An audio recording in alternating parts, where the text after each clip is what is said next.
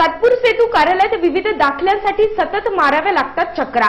शाळा महाविद्यालयांच्या प्रवेशासाठी विद्यार्थी आणि पालकांच्या रांगाच रांगा। अनेक सेतू ठेकेदारांवर प्रशासनाने कारवाई करूनही दाखल्यांसाठी का होतोय विलंब?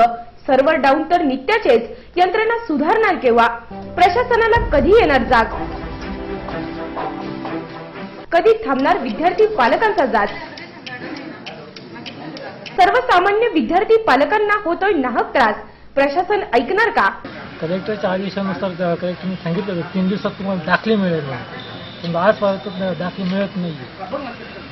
हे कोणत्या पद्धतीने त्यांनी 3 दिवसात दाखले देण्याचं हे करतायत। तरी मला आज 3 वाजेपर्यंत जरी दाखले भेटला नाही, मी पुढे सेंट्रल व्हिजिलन्सकडे तक्रार नोंदवणार आहे। ऑनलाईन सेवांचा सर्वसामान्यांना फायदा खरंच होतोय का?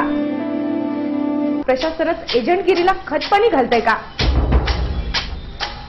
विविध दाखल्यांसाठी विद्यार्थी पालकांच्या परवडीची आणि त्यांना पडणाऱ्या प्रश्नाची दखल प्रशासन घेणार का? नाशिक सिटी न्यूजसाठी व्हिडिओ जर्नलिस्ट सुनील पगारे, सातपूर।